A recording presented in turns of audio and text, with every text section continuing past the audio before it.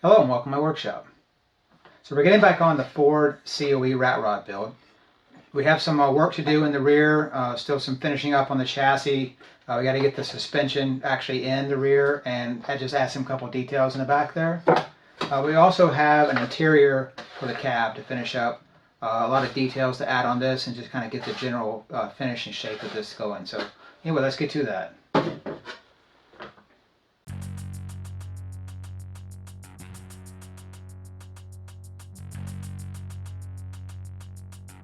So here I'm laying out the door jambs, basically going to be cut in with the TeknoAxe scribe tool. And so I'm just kind of getting all the dimensions out in pencil and getting those lined up on the truck. That way I can kind of sit back and visualize and make sure they're correct, and then come back and cut those in.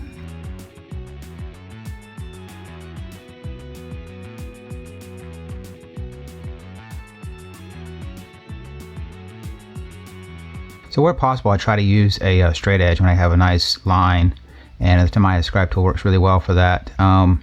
But if it's a curved line, we kind of do it by hand.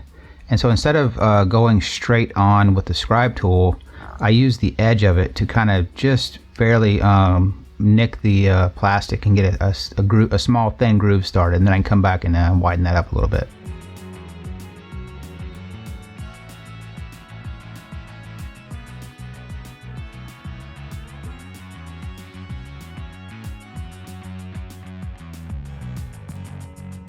So I wanted the interior to be removable, that way I can get in there and detail the inside of like the dash, and the stuff is going to be permanently mounted in. So the seats and the bottom will basically bolt in from the bottom of the truck and just kind of pop in there.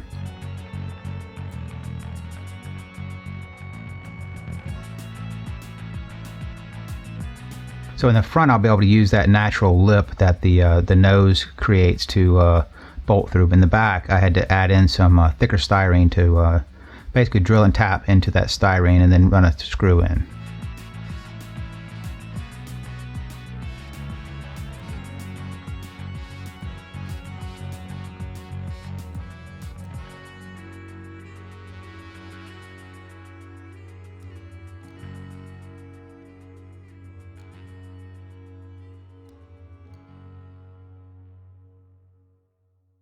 So now that I got the structure set up and basically the floor of the truck, I could just start building off of that. So what I wanted to do was come up with a seat bases for these 3D printed seats I'll have, as well as kind of the front footwell, I guess what it is, the part where your foot would go against the firewall there.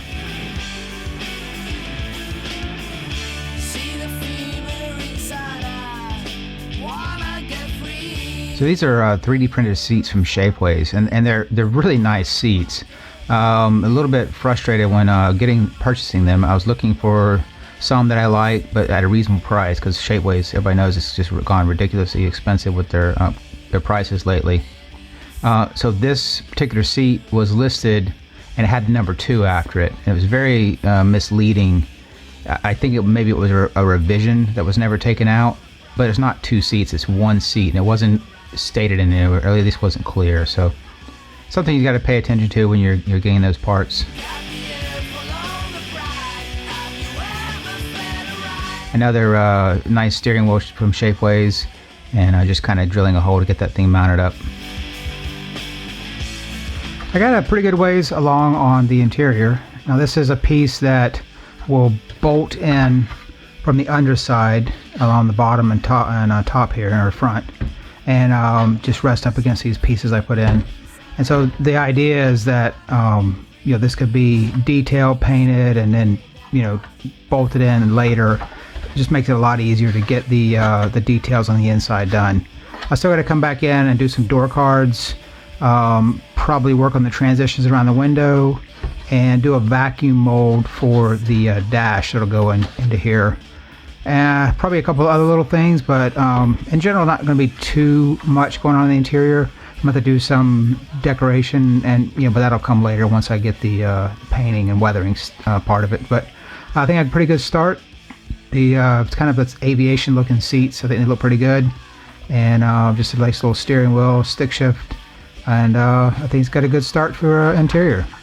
I think next I'm gonna try to get the suspension figured out and get the Ratrod on all 4 wheels complete. So let's get to that.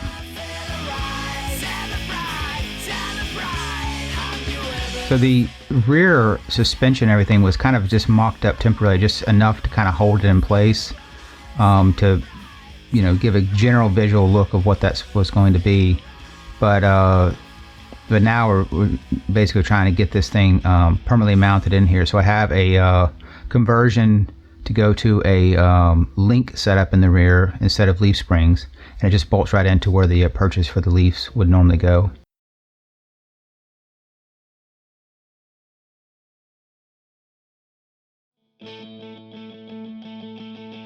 So when I got the conversion kit, I didn't get the one with the links in it because it's not going to be anything standard or anything that's normal of what this would be used for. So I ended up just getting a couple bags of axial links, all different sizes, and just trying to figure out what I could do to get this thing to work the best.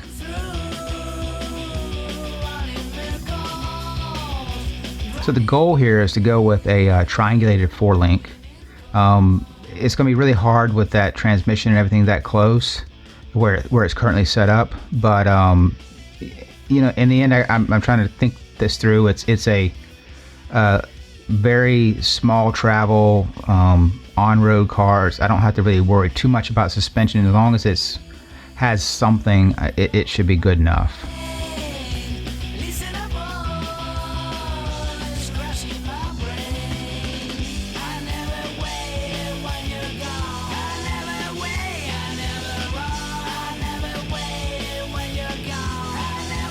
So essentially I'm just trying different links, trying different spots, trying to think through where I can mount this up and get things going where it's not binding and there's some decent travel.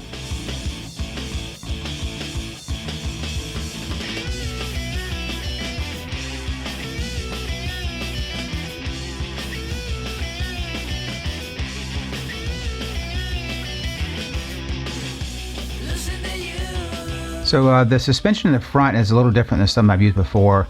It's essentially these rods that are links that are bolted through what will eventually be the bottom of a shock, and then have a pivot ball that bolts into the side of the chassis. So that shock then will go to a mount that'll be hard mounted to the chassis, and so you'll be able to, you'll be able to kind of move and pivot around in there. And the shock keeps it from sliding side to side, as well as the way it's hard mounted on the chassis. Yeah, I think it works fairly well. Again, this is nothing you need a whole lot of suspension for, so I think this will be perfectly fine.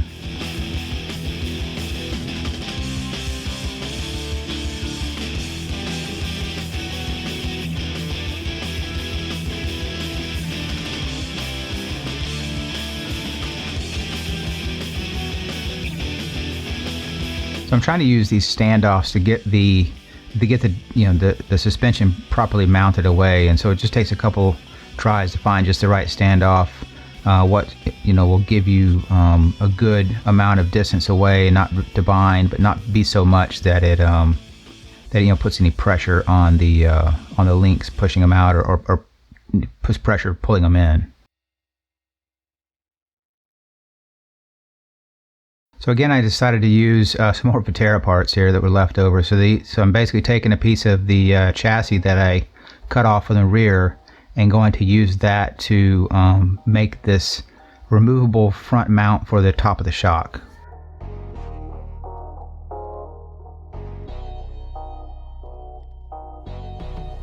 So this is just a flat bar that I cut and beveled to make into a triangle. And silver solder at the top, and then come back and silver solder those little pieces on the bottom, which will allow this whole thing to slide in to that chassis rail and give you a removable piece for the front.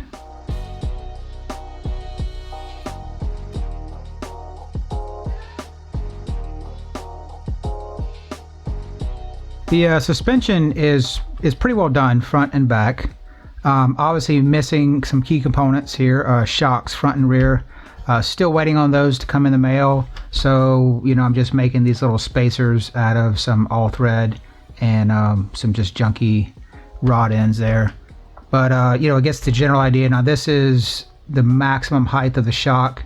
You know, there's going to be some weight, so it's, you know, it's obviously going to compress down a little bit, but I wanted just to put it at max, build everything out, got plenty of room, and then it's going to droop a little bit with under the weight, and hopefully that should be just about perfect. The rear, I was going for a triangulated 4-link, and I got a 1 triangle 4-link, so just not enough room to put the lowers in triangulation at this point.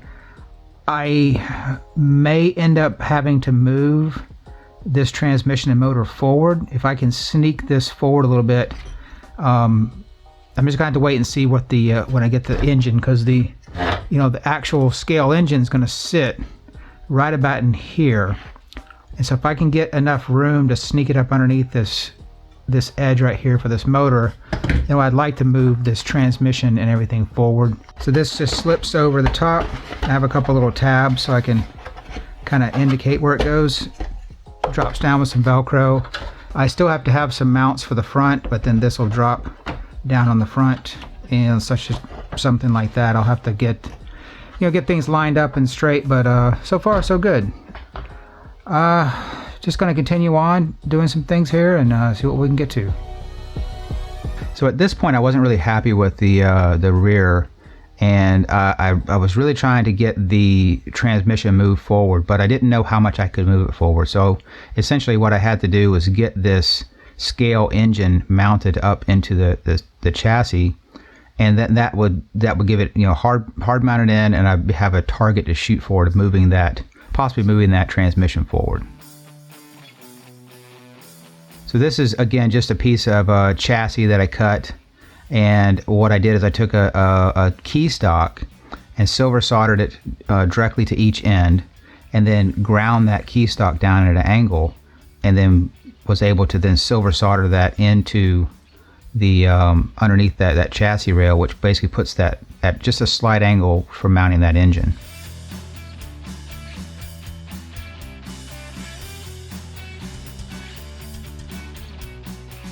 So in the rear, I'm using these scale metal supplies tabs, and so these are laser cut, I believe, and you just basically pop out whatever tab you want, do a little bit of cleanup, and you're pretty much ready to go, and they work perfectly. So I just basically put some standoffs in the back, got the spacing right, found a long enough screw to run in to the straight into the motor where the back plate was going to mount, and then just silver solder those tabs on.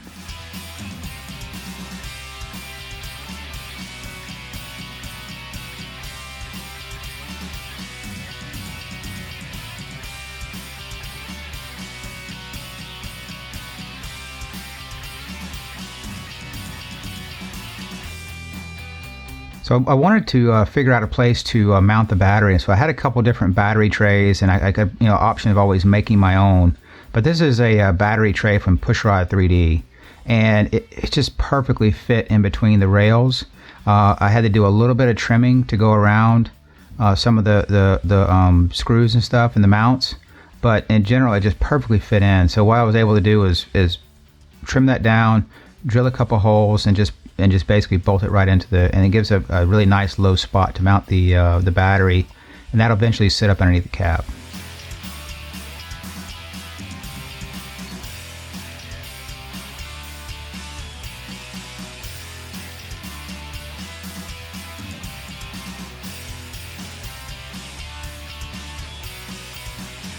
When you're doing these custom jobs like here, there's always just so much little pieces and parts you need. It's really important to save all that stuff, at least for me it is. So what I was able to do is to get the spacing just right, so I didn't put too much pressure on this 3D printing. I essentially put in, super glued on these really thin spacers and washers to the edge of the 3D printing, and that basically just gives a place that when it bolts through, it's not pulling too hard, because it was maybe like a millimeter each side needed to make the adjustment. I've been bouncing around doing little things here and there, just trying to get this chassis set up the best I can. In the rear, I was able to move the transmission forward a little bit in order to get me a little bit longer drive shaft The drive shaft I have in there would have worked. It binded up a little bit more than I was looking for, so I got a new one on order. Got a little temporary one in there for now, but the transmission has moved forward. I've mounted the engine. I basically made this little plate here, soldered that in at an angle, and used the original brackets that came on the plaque. And in the rear, I used a Scale Metal Supplies tab and just silver soldered that on both sides, and then running a screw through with a little standoff, and that holds that in there nice and secure. I have a pushrod 3D battery tray that ended up slipping right in between these rails almost perfectly. I had to add a little bit of spacer on each side, and then just bolted right through, so that holds that nice and firm, and it gives me a good battery tray. And so my idea is I will remove the cab to get to the battery and pop that back in. So hopefully we'll see how that goes.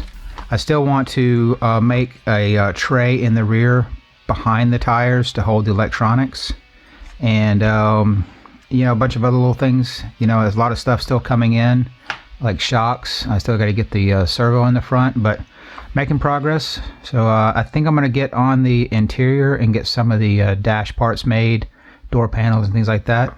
But let's just continue on.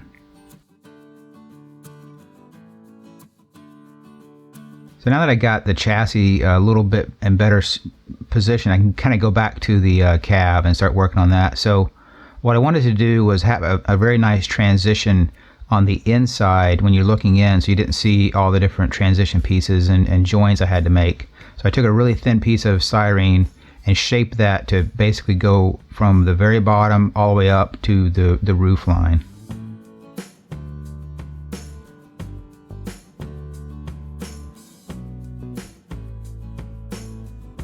So with this thin styrene, if you will get a couple cracks when you're putting the solvent on, it just has a tendency to stress it, and it just can't take that.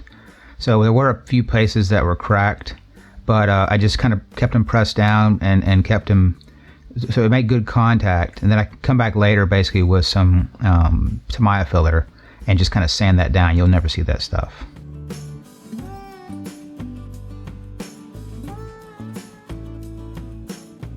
So to cover up that the inside and give that effect of a door panel, I'm just taking this thin board here and then basically cut that out to shape and gluing on these styrene pieces.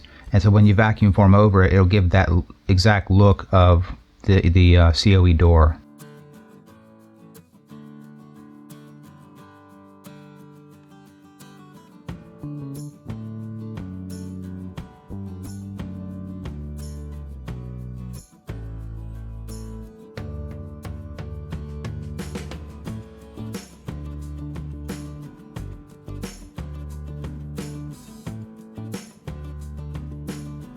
So I was making a lot of the interior panels, with vacuum forming molding, and so this is the dash. And one of the things I've figured out is that these little small pieces are so hard to build because it's difficult to hold them and to get to get some of the intricate details when your fingers are all in the way. I mean, the dash wasn't as bad, but it still was kind of on the verge. But there's some other smaller pieces I ended up making for the interior, just absolutely tiny, trying to work with.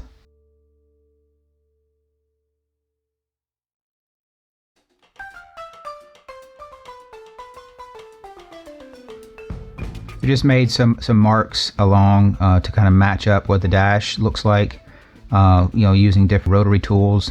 Cut that down and get that sanded and shaped into the right look.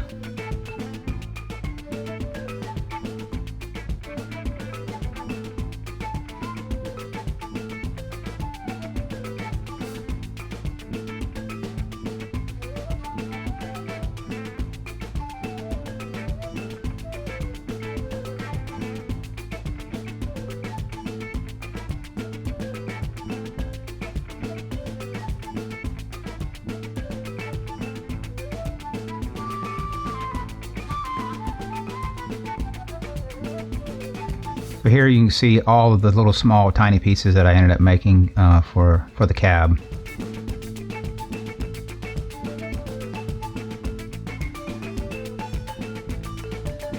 So part of the build is going to be, the 3D printed stuff. As you've seen, the seats, the shifter, the steering wheel, the little door handles. I find that it's easier just to deal with having some of these more intricate pieces, if you can, 3D printed, and then if you can't, you have to make them. So it takes so much time to make those pieces.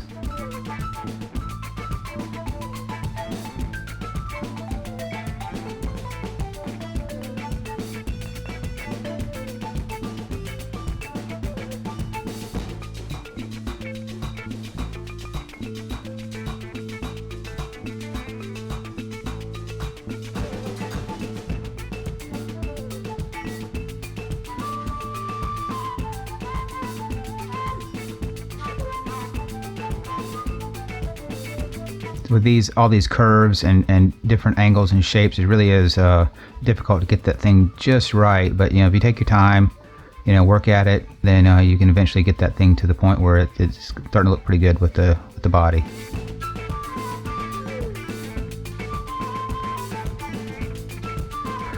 Okay, so making some pretty good progress on this, but I think this is a good place to stop. I have the entire build in primer now, just trying to get a uniform look. It really does help try to get the feel for it and see what's going to have to go onto this next.